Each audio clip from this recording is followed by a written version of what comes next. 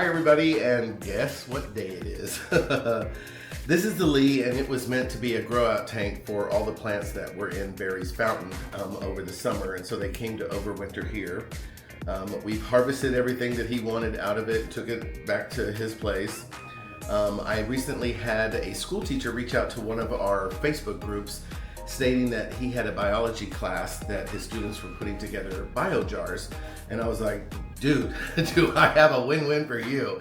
And so I took out a whole bunch of the green plants because they're not going to be part of the next plan, and I'm not going to tell you what it is yet. But anyway, so he came and picked those up. I've been taking plants to plant swaps and sharing with people. So we still have a few things left in here that we need to get out. Today what we're going to do is we're going to get the fish and move them over into the Celtic ruins so they can hang out over there until we get everything laid out, and then we'll decide what we're going to do with the fish afterwards.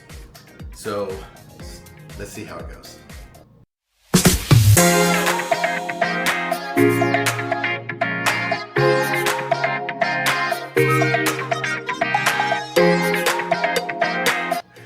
Okay, we've been wrestling with fish, shrimp, everything else. We've got mostly everything out of here. We got a couple of fish that still need to be rehomed. Barry's gonna take the super blue carries and keep them in his tank. I'll come back and I'll look for any snails and shrimp that we're gonna save and move over into the Celtic ruins. The Celtic ruins is now the holding tank, and wait till you see this. Come on, let's go look at it. Ah! So trust me, everything is just thrown in here. All the fish are fine. Everything's gonna be good. We'll deal with this at a much later time, but some of these plants we're going to reuse. And I'm not gonna tell you which ones and why, but it's kind of fun. All the fish are like hanging out. Everything should be good.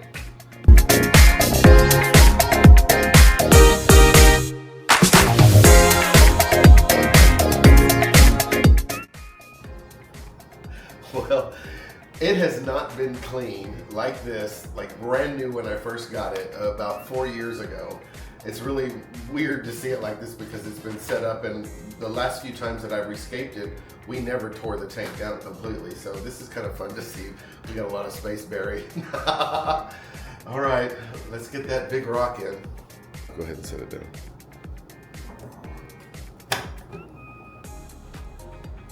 Go for it. Do I need to come help you in any way, shape, or form?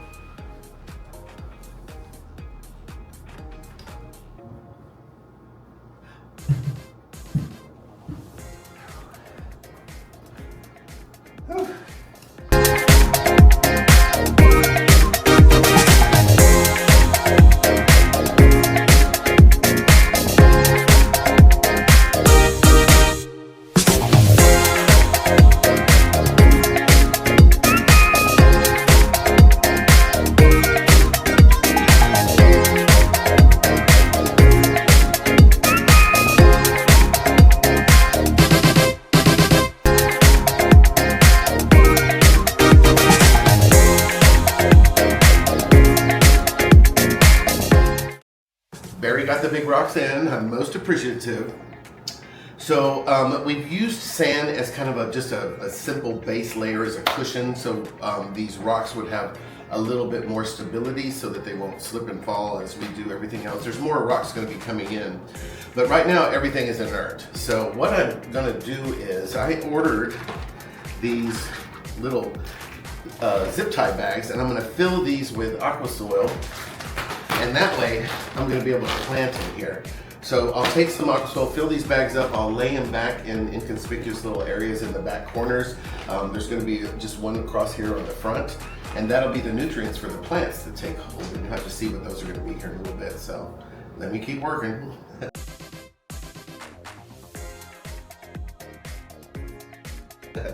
Okay, this is what it looks like. I think these are like 3x8 bags. I got them off Amazon from a company called Aquaneat.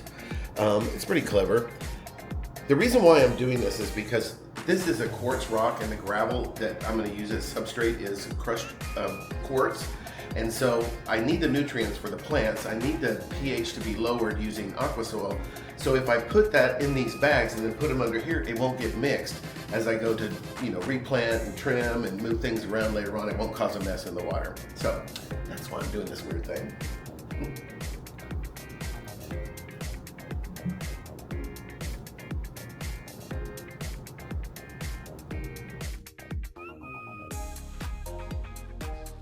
So good score today. We went over to PetSmart and they have crushed quartz. So this is gonna be the capping layer on everything. So let's get it in here and see what it looks like.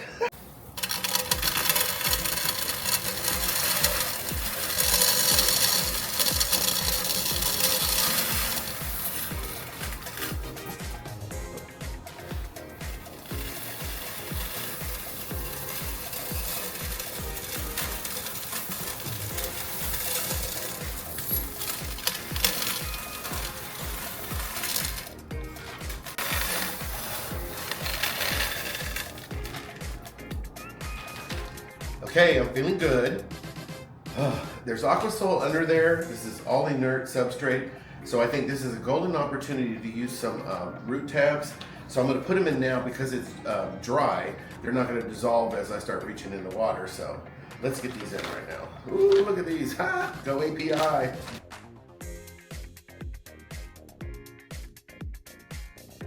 Okay, I think we're at a point now where we need to fill the tank. Let's get the water in it. Let's see what the color in the stone is doing. And I think the best way to do this is to pay homage to the great George Farmer. Let's use that. Let's get some water into this tank.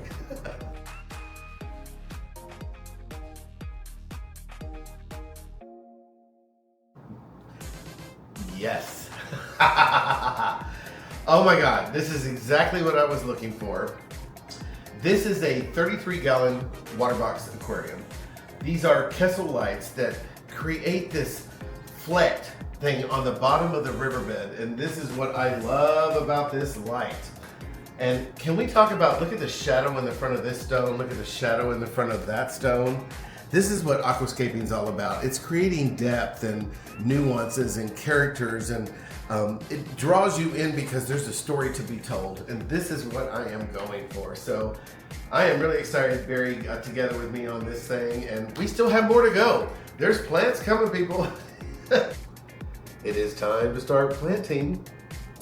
The first plant I want to introduce here is red Rotala, blood red, my favorite plant that just loves this light, loves my water. And what I want to do here is I'm going to create a red triangle.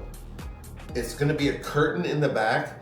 There'll be elements of it spilling down forward on both sides, but I want a base color that I'm going to keep cut tight, and as it builds and let it kind of explode in the back, if you will. It's going to be the backdrop. Is that a good word to say? Backdrop. Let's have a backdrop, Barry. Let's plant some Rotala.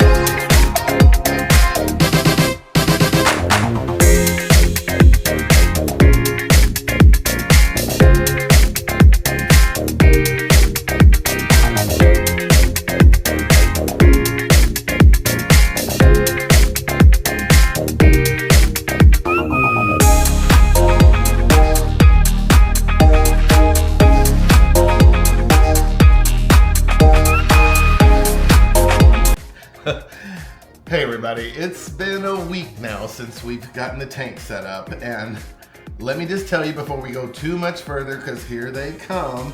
I broke every rule when it comes to aquascaping by using the comical fish, if you were. Barry and I went to Fish Gallery this past week, and we were looking for what kind of inhabitants would really speak to this setup. And I walked by this tank and I was like, oh, no way. Not glowfish, you know.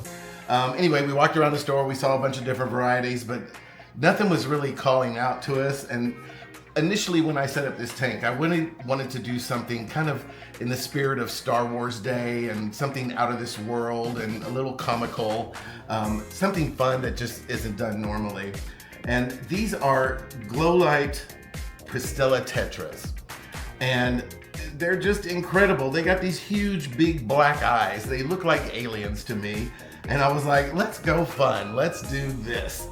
And so I think that they work. You know, you might notice this tree here. It was in the Celtic ruins before, and they were really starting to come into their own. Their roots were dropping down like banyan trees do, and I wasn't really ready to part with them yet. I have a couple of unique different types of plants. This is a hydrocortal verticulata, I think it's called. I got some moss balls, and everyone knows I'm a moss ball fan. I have about 45 of them. I'm not addicted, no. But anyway, I want to just throw a whole bunch of things in there that aren't normally seen in aquascapes. This is the center of my home, and so I wanted, when people walk in the door, they'll say like, what have you done? But I don't know, what do you think? Do you like it?